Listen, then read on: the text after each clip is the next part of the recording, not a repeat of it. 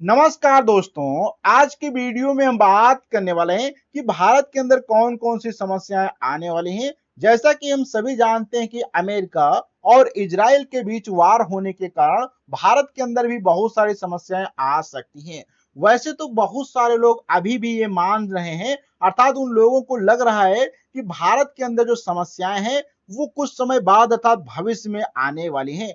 लेकिन कड़वा सच यही है कि मंदी अर्थात भारत के अंदर जो समस्याएं अब दस्तक दे चुकी हैं, बस आम आदमी को एहसास नहीं हो रहा। अर्थात तो अभी जो नॉर्मल लोग हैं, जो नीचे जैसे कि गरीब लोग हैं या गांव के लोग हैं, उनको अभी बस एहसास नहीं हो पाया है कि भारत के अंदर समस्याएं आना स्टार्ट हो चुकी हैं। बस थोड़ा ही समय अब लगेगा और उनके पास भी समस्याएं आने वाली हैं।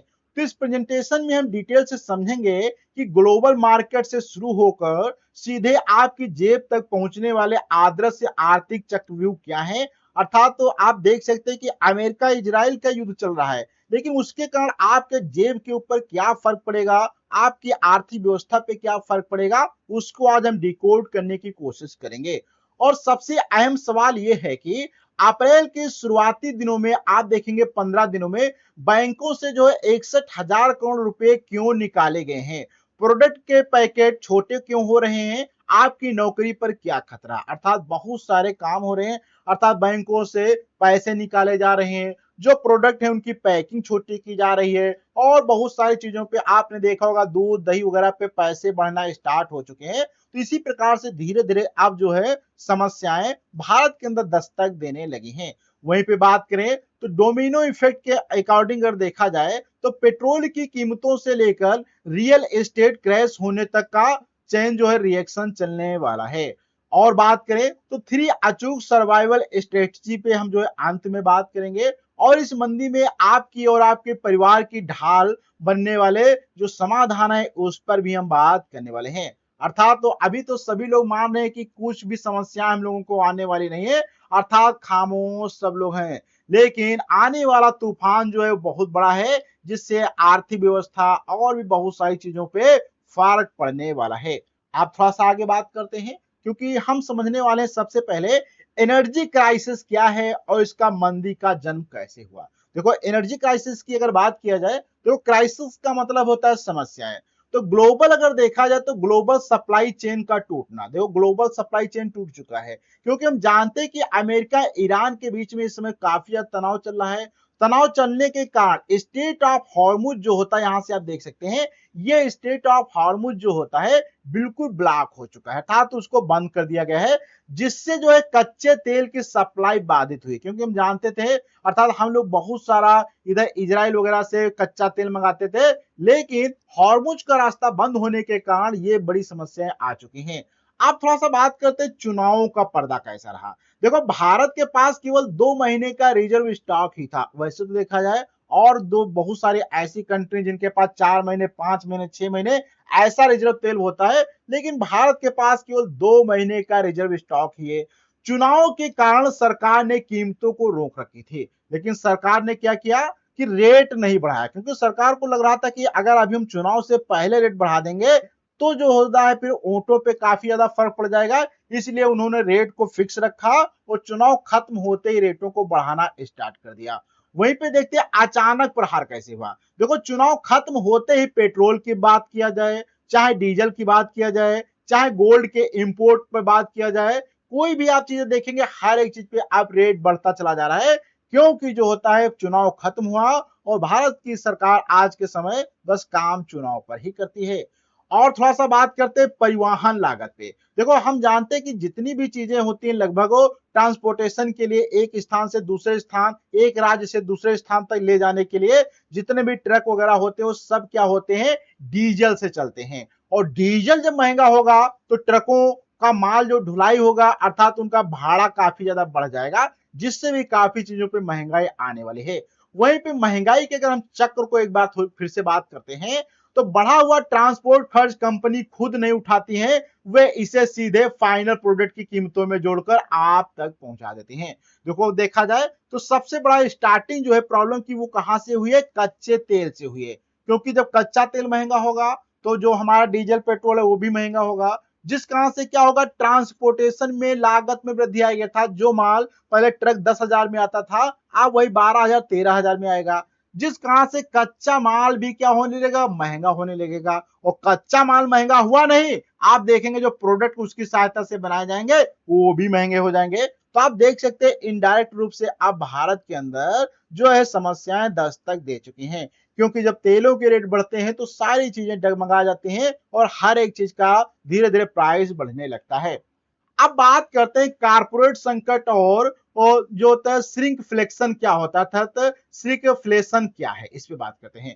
देखो कंपनियों को अगर हम प्रहर की बात करें तो महंगे कच्चे माल और ट्रांसपोर्टेशन ने हर मैन्युफैक्चरिंग कंपनी, चाहे वो मैगी कंपनी हो चाहे बिस्किट बनाने वाली कंपनी हो, का बजट बिगाड़ दिया है। अर्थात तो जब कंपनियों का प्रहार होगा, देखो जब ट्रांसपोर्टेशन महंगा हो जाएगा तो कच्चे माल महंगे हो जाएंगे, जिस कारण से कंपनियां जिन चीजों को बनाती हैं उनका पूरा सिस्टम बिगड़ जाएगा। वहीं पे बात करते हैं मार्जिन का गिरना। जब प्रोडक्शन की लागत बढ़ती है, जैसे कि मान लो अगर एक बिस्किट पैकेट बनाया जाता है तो शुरुआत में मान लो कि उसमें 5 रुपए की लागत आ रही थी तो मार्जिन 5 रुपए की, क्योंकि 10 रुपए का मान लो बिक रहा है। लेकिन जब वो मान लो 8 रुपए उसमें बनाने में लगेगा तो मार्जिन 2 रुपए हो जाएगी, अर्थात मार्जिन यहाँ पे 3 रुपए घट चुकी है। तो इस प्रकार से क्या होती है, जब मार्जिन घटने लगती है तो कंपनियां जो है अपने मुनाफे को फिर से कंट्रोल करने के लिए क्या करते हैं, उसका प्राइस अर्थात तेजी से कम होने लगता है तो फिर क्या करते हैं, प्राइस को बढ़ा देते हैं। वहीं भी बढ़ा करते हैं रिफ्लेक्शन का माया जाल, अर्थात तो मुनाफे को बचाने के लिए कंपनियां दाम बढ़ाने के बजाय चुपचाप पैकेट का साइज छोटा कर देते हैं। देखो कुछ तो कंपनियां क्या करती हैं, प्राइस को बढ़ा देती हैं, कुछ कंपनियां होशियार होती तो क्या करती है, उसके प्राइस को छोटा कर, अर्थात पैकेट। जैसे कि यहाँ पे आप देखेंगे पुराना पैकेट जो मान लो 10 रुपए का इतना बड़ा था, तो अब जो नया पैकेट आएगा वो 10 रुपए का इतना छोटा कर दिया जाएगा, इस प्रकार से।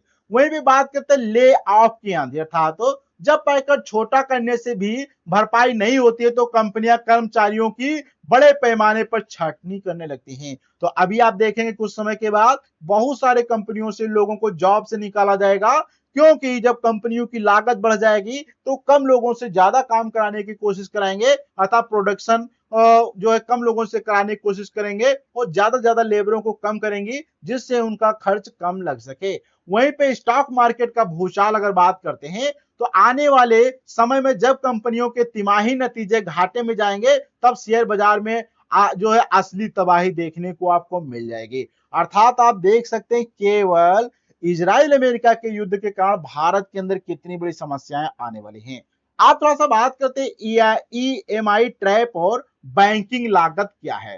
देखो मिडिल क्लास का जो लोग होते हैं उनका एक भ्रम होता है कि हम अपनी नौकरी को 100% सुरक्षित मानकर होम लोन ले लेते हैं, कार जो होती है वो लोन पे ले लेते हैं, फोन को भी ईएमआई पे ले लेते हैं। अर्थात जो लोग जॉब कर रहे होते हैं वो सोचते हैं कि हमारी तो अब यहाँ पे 20,000 रुपए की मंथली सैलरी आने लगी है, तो हम क्या करते हैं, एक फोन को ईएमआई पे ले लेते हैं, एक हम घर बनाना चाहते हैं उसके लिए होम लोन ले लेते हैं, हम चाहते हैं कि एक कार भी खरीद लें उसके लिए भी हम क्या करते हैं, ईएमआई पर लोन ले लेते हैं। अर्थात होम लोन लेना, कार लोन लेना, पर्सनल लोन लेना, ये काफी बड़ी समस्याएं होती हैं। जो लोग सोच लेते हैं कि हमारी तो जॉब 100% सिक्योर है, लेकिन डोमिनो इफेक्ट का दूसरा चरण ये होता है कि कारपोरेट छटनी के कारण जब नौकरी जाती है तो भारी भरकम ईएमआई का बोझ असहनीय हो जाता है। अर्थात क्या होता है, जब किसी ने, आपने देखा होगा जो लोग ईएमआई पे फोन ले लेते हैं, होम लोन ले लेते हैं, लेकिन उनकी जब जॉब चली जाती है तो उनको उन्हीं ईएमआई का बिल पेमेंट करने के लिए उनको असहनीयता बहुत ज्यादा समस्याएं फेस करनी पड़ती हैं। वही भी बात करते हैं डिफॉल्टर्स की सुनामी। नौकरी जाने पर अगले ही महीने से लोन की किस्तें बाउंस होने लगती हैं, और आपने देखा होगा जो लोग लोन तो ले लिए लेकिन जब पैसे नहीं होते तो उनकी किस्तें क्या होती है, बाउंस होती हैं। तब तो वहां पे आता है बैंकों पर भारी दबाव, अर्थात लाखों लोगों की ईएमआई चुकाने में असमर्थ होने से बैंक का जो एनपीए था, नॉन परफॉर्मिंग एसेट, रॉकेट की तरह बढ़ता है। अर्थात 140 करोड़ का गणित का बताता है कि आबादी का एक छोटा सा प्रतिशत भी डिफॉल्ट करे तो यह पूरे बैंकिंग सिस्टम की तरलता को हिला देता है। अर्थात आपने देखा होगा कि जिन लोगों की जो होती ईएमआई अगर बाउंस कर जाती है तो उसमें काफी आपको ज्यादा इंटरेस्ट देना पड़ता है। तो इस प्रकार से बहुत बड़ी समस्या आने वाली है। ईएमआई पर जो लोग फोन वगैरह या बहुत सारी चीजों को ले लेते हैं, तो ध्यान रखिए आपको कम से कम ईएमआई पर लेना है, क्योंकि हो सकता है आपकी जॉब चली जाए, आपको जॉब से निकाल दिया जाए और बहुत सारी महंगाई बढ़ने के कारण आपको अपनी ईएमआई पे करने में काफी ज्यादा समस्याएं हो सकती हैं। अब थोड़ा सा बात करते हैं सिस्टमिक क्रैश और बैंक और रियल एस्टेट क्या है। देखो 2008 के खौफनाक याद अर्थात एनपीए चरम पर पहुंचने से बैंक डूबने के कगार पर आते हैं। 2008 की अगर हम बात करें महामंदी ऐसे ही शुरू हुई थी, जो कि 2008 में शुरू हुआ था, वो ऐसे ही महामंदी क्या है इसकी शुरुआत हुई थी। अब थोड़ा सा बात करते हैं मंदी का असली चेहरा होता कौन है। देखो जब भारत के किसी बड़े बैंक में खलबली मचती है, तब आम आदमी को मंदी की वास्तविकता का आभास होता था। भारत की मान लो कोई बड़ी बैंक है, चाहे वो एसबीआई हो, इस प्रकार की बड़ी बैंकों में जब खलबली मचती है, तब आम लोगों को इसका एहसास होता है। वहीं पे बात करते हैं रियल एस्टेट की नीलामी, अर्थात अपना फंसा पैसा निकालने के लिए बैंक को डिफॉल्ट हुए घरों और दुकानों की बड़े पैमाने पर नीलामी शुरू कर देता है। अर्थात जो लोग पैसे लेकर लोन लेते हैं, फिर कंपनियां अपना पैसा वसूलने के लिए उन सभी चीजों को क्या करते हैं, नीलाम करना स्टार्ट कर देती है। वहीं पे बिल्डर्स की तबाही, सस्ते नीलामी हुए घरों के कारण बिल्डर के महंगे और नए फ्लैट की बिक्री शून्य हो जाती है। इस कारण से क्या होता है, जब गवर्नमेंट सस्ते चीजों को बेचने लगती है, तो फिर वहां पे जो फ्लैट वगैरह लेते हैं उनका अर्थात जो बिल्डर्स होते हैं वो बना के फ्लैट बेचते हैं, उनके फ्लैट बिकना कठिन हो जाते हैं। तो ये उन लोगों के लिए भी समस्या आने वाली है जो कि इस प्रकार का कार्य करते हैं, फ्लैट वर्क बनवा के बेचते हैं। वहीं पे बात करते हैं चेन रिएक्शन का पूरा होना, तो रियल एस्टेट क्रैश होते ही कंस्ट्रक्शन रुकेगा, जिससे सीमेंट, स्टील और लेबरी जो इंडस्ट्री है वो पूरी तरह ठप हो जाएगी। अब थोड़ा सा आगे बात करते हैं इंडस्ट्रियल पैनिक क्या होने वाला था, इंस्टीट्यूशनल पैनिक क्या होने वाला है, और 61,000 करोड़ का विड्रॉल पे बात करते हैं।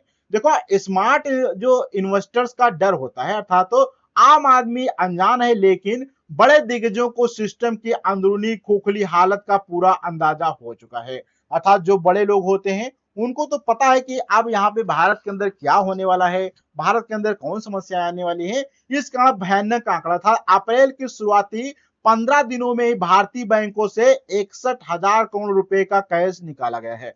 इसलिए क्या है, बहुत सारे बड़े बड़े लोग जो हैं वो भारतीय बैंकों से क्या करते हैं, पैसा निकाल कर अपने पास रखने वाले हैं, क्योंकि उनको मालूम है कि अब हो सकता है ऐसी समस्या आ जाए।